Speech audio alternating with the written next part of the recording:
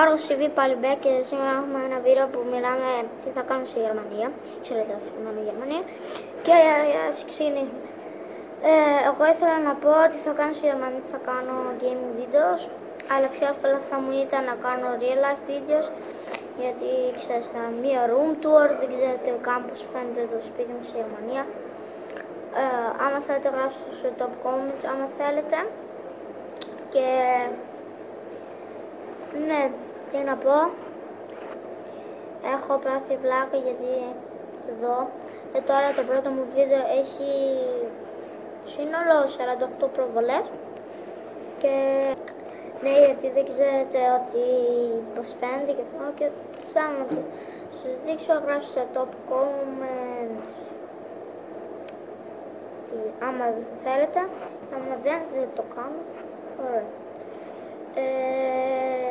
Βασικά και για τα dislikes και likes ήθελα να πω,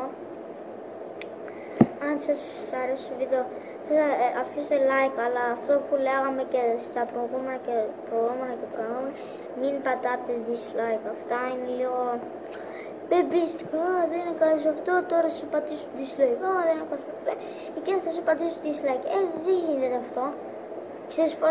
Ξέρετε πόσους fans είχα όταν ήμουν 7? 1 εκατομμύριο και δεν λέω ψέματα. Γιατί δεν θέλω να πατάτε dislike, γιατί αυτό κάνει την εικόνα μου πιο άσχημη. Αυτό. Γεια σας. Πλάκα κάνω. Αφήστε ένα like άμα σας άρεσε, γιατί αυτό το λέω πάντα. Και τα λέμε στο επόμενο βίντεο στη Γερμανία, μάλλον, ή εδώ, δεν ξέρω ακόμα. Εδώ.